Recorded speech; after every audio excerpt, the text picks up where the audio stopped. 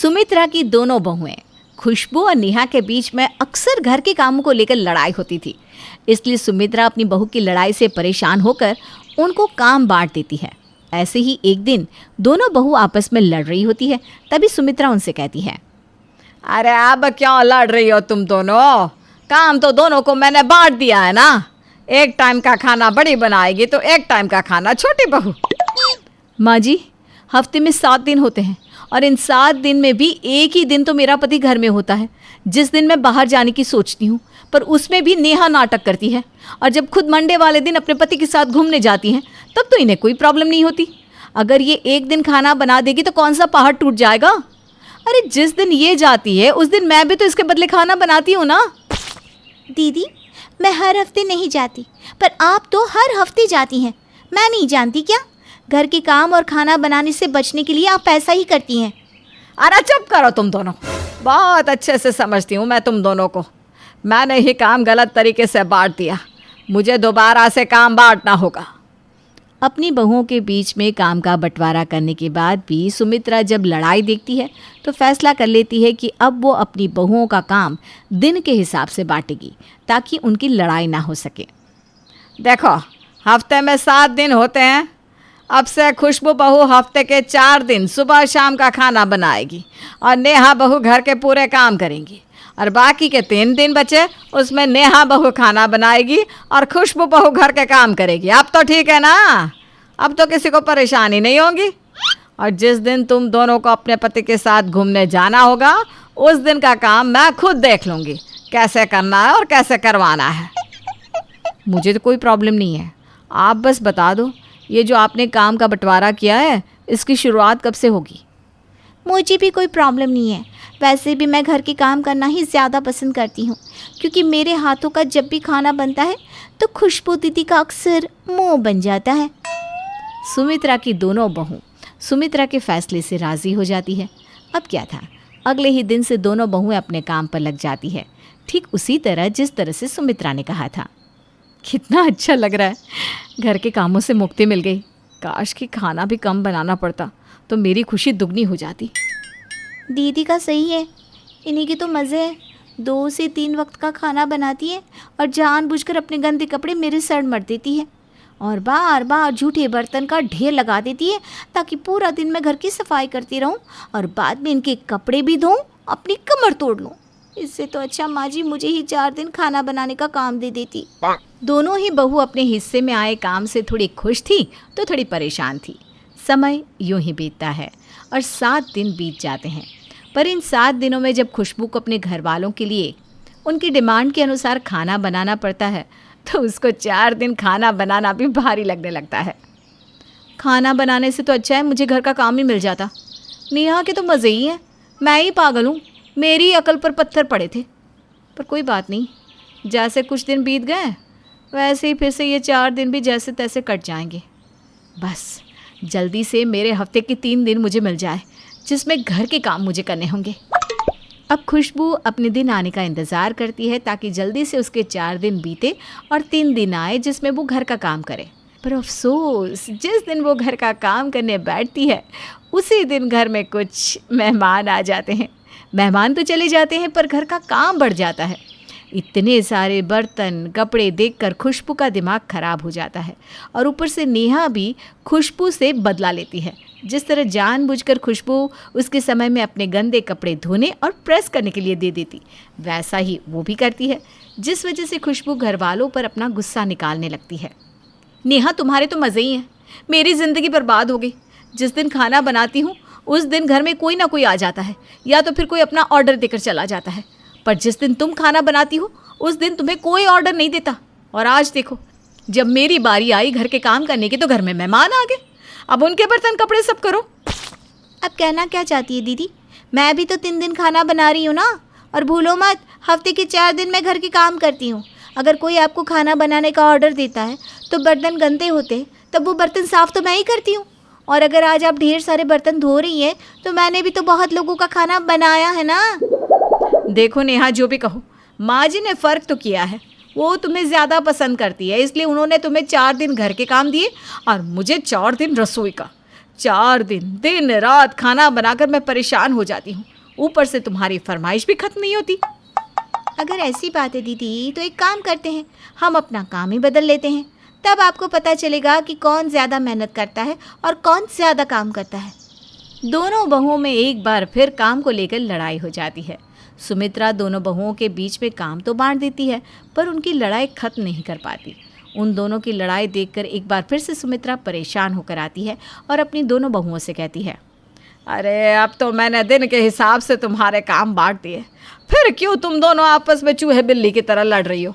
लड़ाई किए बिना तुम्हारा खाना नहीं पचता क्या? माँ जी, लड़ाई मैं नहीं, हर समय दीदी करती है। वही काम चोर हैं।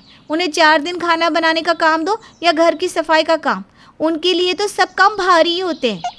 आहा, जब 4 दिन तक दिन रात खाना ना बनाना पड़े ना, तब इंसान इसी तरह बोलता है।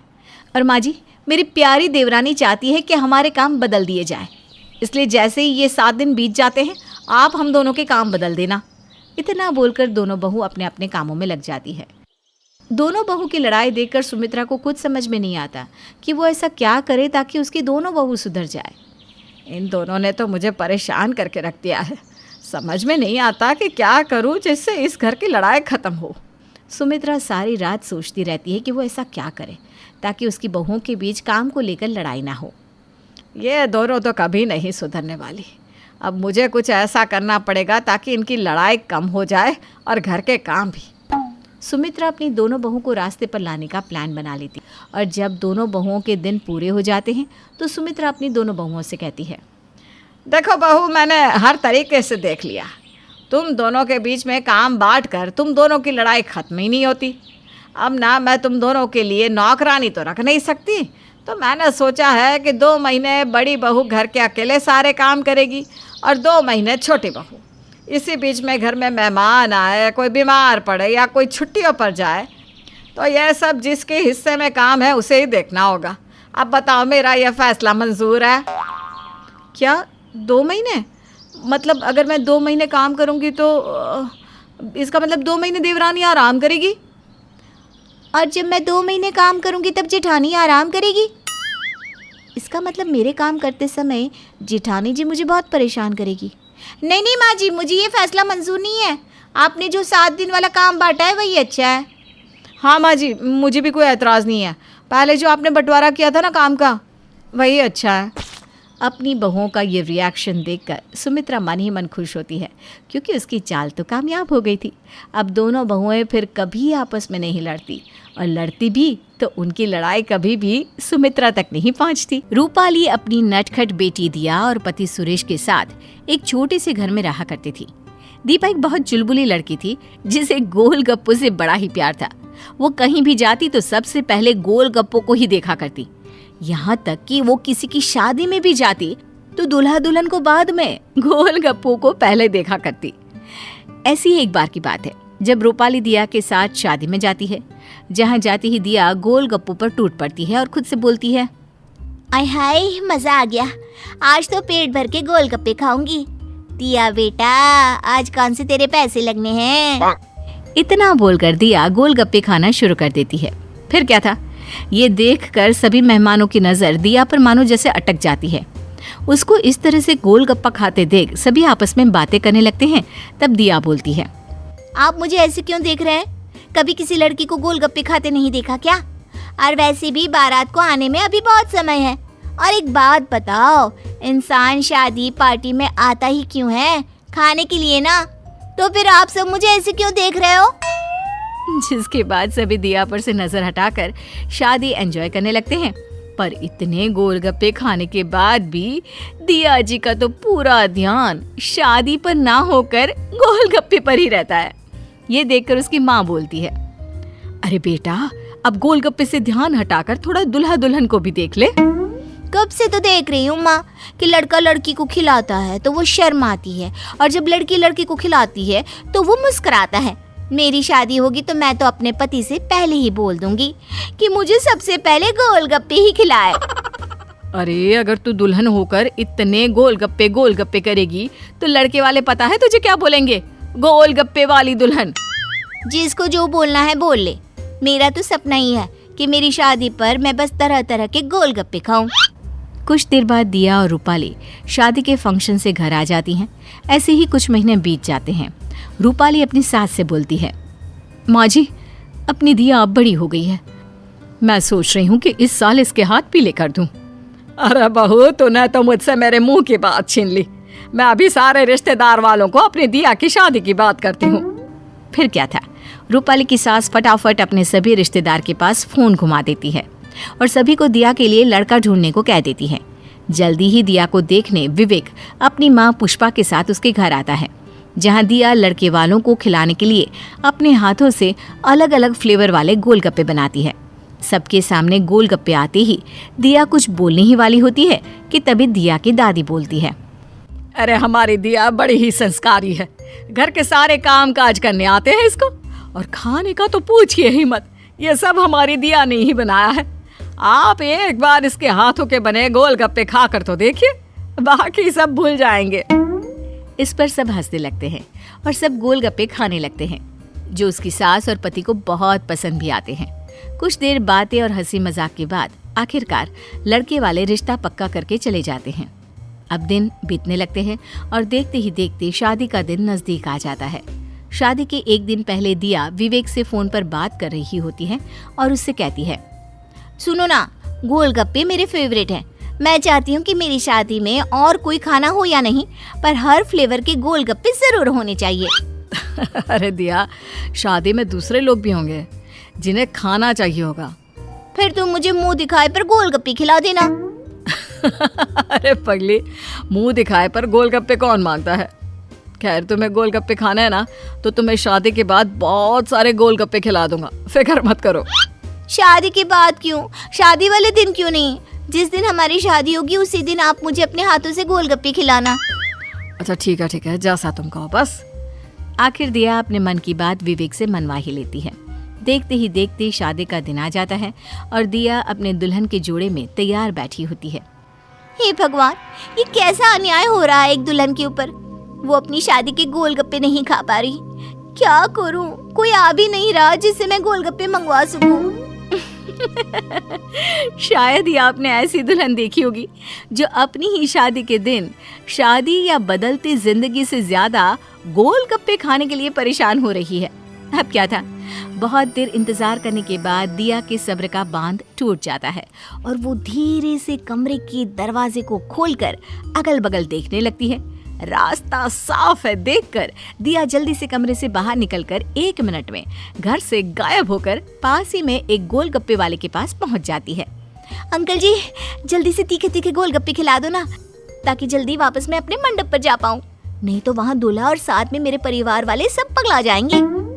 गोलगप्पे वाला दिया की बातें सुनकर हंसने लगता है और उसे गोलगप्पे खिला देता है।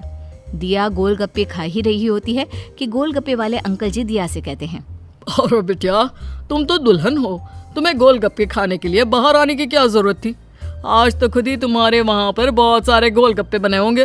तुम अंदर ही किसी को बोल देती, कोई ला देता तुम्हारे लिए गोलगप्पे और खा लेती तुम। काका, आपको तो पता ही है कि मैं हमेशा इसी टाइम पर आपके पास आकर गोलगप्पे खाती हूँ, और इस वक्त ना सब काम में बिजी हैं। मुझसे और ज्यादा इंतजार नहीं हो रहा था। वैसे भी आज लास्ट दिन मैं आपके पास से गोलगप्पे खा रही हूँ। इसके बाद तो पता नहीं मेरी और मेरे गोलगप्पे की किस्मत में कहाँ किसके ठेले पर मिलन लिखा होगा। दिया की बातों पर गोलगप्पे वाले अंकल खूब जोर जोर से हंसने लगते हैं, जिनके साथ दिया भी हंसने लगती है। अब वो दिया को आशीर्वाद देता है। दिया गोलगप्पे खाकर जल्दी से घर के अंदर वापस आ जाती है, जहाँ पूरा घर दिया को ढूंढ रहा होता है।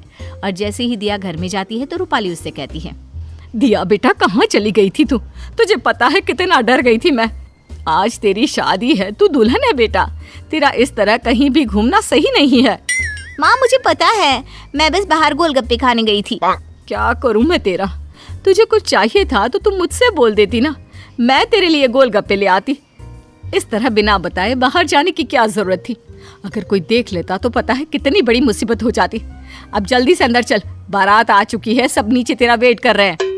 जिसके बाद दिया अपनी माँ के साथ नीचे जाती है और शादी का कार्यक्रम शुरू हो जाता है। बहुत जल्द दिया और विवेक की शादी हो जाती है। शादी होने के बाद सभी लोग साथ में बैठकर खाना खा रहे होते हैं। खाने की टेबल पर हर तरह के पकवान रखे होते हैं, लेकिन उनमें दिया के फेवरेट गोलगप्पे नहीं होते, जिस पर दिया बेचैनी से पूरे टेबल पर देखने लगती है। ये देखकर पुष्पा उससे कहती है, अरे दुल्हन, तुम्हारे पति तो बराबर में ही बैठे हैं, तो तुम्हारी नजर किसे ढूंढ रही है? इनका तो ठीक है, लेकिन मेरे गोलगप्पे कहाँ हैं? दिया की बात सुनकर इस बार शादी में आए सब लोग जोर जोर से हंसने लगते हैं। माँ, ये कोई आम दुल्हन नहीं है, ये मेरी गोलगप्पे वाली दुल्हन है, जिसे शादी में पति मिले या नहीं, गोलगप्पे जरूर मिलने चाहिए। अरे भाई, दुल्हन के लिए गोलगप्पे लेकर आइए। जिसके बाद सब हंसने लगते हैं और दिया के लिए स्पेशल गोलगप्पे मंगवाए जाते हैं। और अब पूरी बारात और शादी में मौजूद सब लोग दुल्हन के साथ गोलगप्पे खाते हैं। एक दिन विमला की बहू स्नेहा सुबह सुबह तैयार होने लगती है। स्नेहा को तैयार होता देख विमला सोचने लगती है कि जो इंसान दोपहर 12 बजे तक सो के नहीं उठती, वो इतनी सुबह तैयार कैसे हो गई? अरे बहू, आज इतनी सुबह कैसे उठ गई? कोई बुरा सपना देख लिया क्या? सासू माँ, सपना तो अच्छा ही देखा था, पर लगता है कि किसी का बुरा मुंह देख लिया है, जो सुबह सुबह सुनना पड़ रहा है। अरे वो सब तो ठीक है, पर ये बताओ तुम इतनी सुबह कहाँ जा रही हो? वो आपकी सहेली है ना, निर्मला काकी, उनके घर में किटी पार्टी है, बस वहीं जा रही थी। क्या? किटी पार्टी में निर्मला बहन ने मुझे तो बुलाया ही नहीं। रुक, अभी खबर लेती हूँ इसकी। अरे वाह, घुटनों के दर्द के मारे चला तो जाता नहीं, पर पार्टी में जाना है। वैसे भी आपकी जानकारी के लिए बता दूं कि ये बहुओं की किटी पार्टी है, इसमें सिर्फ बहुएं ही इनवाइटेड हैं। इतना कहते हुए स्नेहा घर से अपनी स्पेशल किटी पार्टी के लिए निकल जाती है। विमला पीछे घर में बैठी सोच में डूब जाती है कि आखिर किटी पार्टी होती क्या है, जिसमें सिर्फ बहुओं को ही निमंत्रण दिया गया है। काफी सोचने के बाद भी जब विमला को कुछ समझ में नहीं आता, तो वो हर रोज की तरह अपने घर काम में लग जाती है। शाम को जब स्नेहा वापस आती है तो विमला उससे पूछती है, आ गई बहू? बैठ जा, खाना लगा देती हूँ। पार्टी में काम कर करके थक गई होगी ना? सासू माँ, आप तो फिर शुरू हो गई। पूरा दिन मेरा ही इंतजार कर रही थी क्या, कि कब मेरी बहू आए, कब मैं उसे ताने मारूं? अरे बहू, मैं तो तुझे खाना खाने के लिए बोल रही हूँ। अच्छा, अगर इतनी फिक्र है तो ऐसा करो, मेरे रूम में ही खाना भिजवा दो। ऐसा कहते हुए स्नेहा अपने कमरे में चली जाती है। अगली सुबह स्नेहा फिर से तैयार होती है और अपनी सहेली के घर किटी पार्टी में चली जाती है। अब स्नेहा को पार्टी की आदत लग चुकी थी, इसलिए वो हर रोज अपनी किसी न किसी सहेली के घर पार्टी करने के लिए निकल जाती।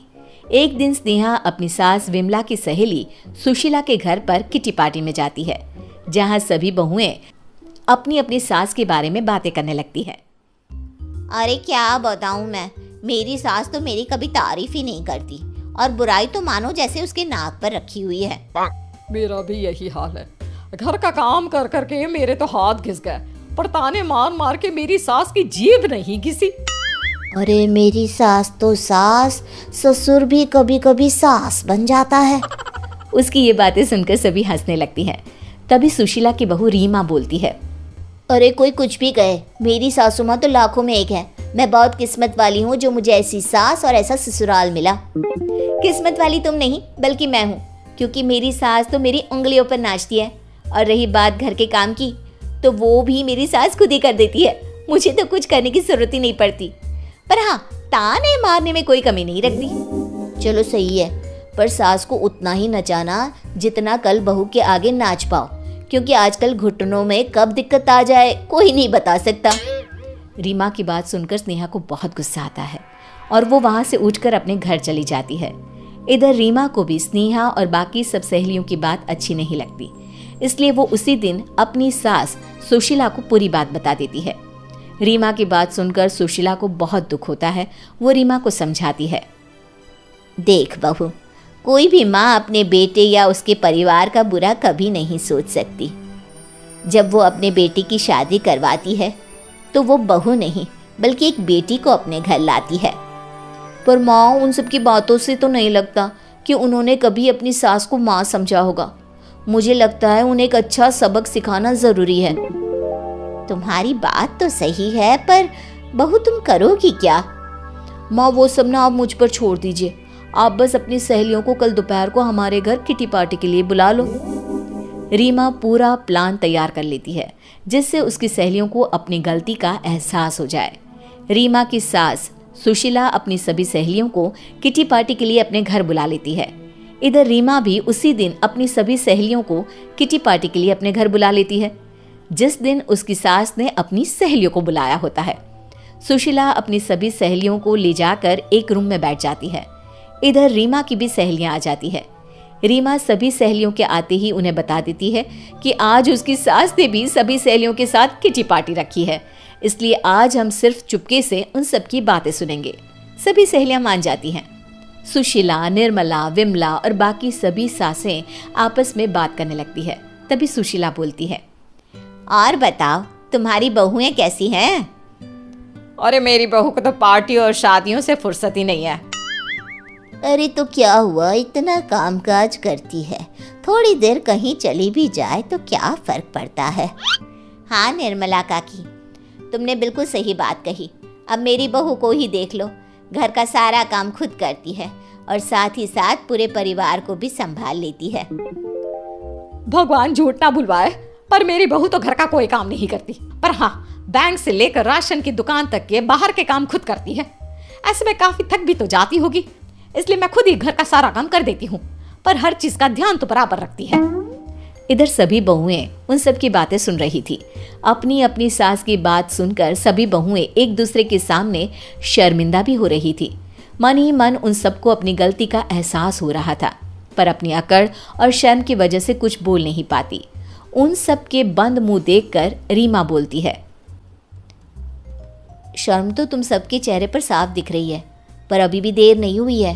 अपनी सास को माँ के समान समझो और उनके साथ मिलजुल कर रहो। हाँ रीमा, तुमने बिल्कुल सही कहा। हम सब अपनी सास के बारे में क्या कुछ नहीं सोचते और क्या कुछ नहीं बोलते, जबकि वो तो हमें अपनी बेटी ही मानती है। हाँ तो भलाई इसी में है कि हम सब भी अपनी सास को माँ ही समझे और अपने किए की माफ़ी मांगकर खुद को संतुष्ट कर लें। रीमा की बात सुनकर सभी सहेलियां उठकर दूसरे रूम में जाती हैं और अपनी अपनी सास को पूरी बात बताती है। सभी बहुएं अपनी सास से माफ़ी मांगती हैं और उसके बाद से हमेशा उनके साथ मिलजुल कर प्यार से रहने लगती हैं।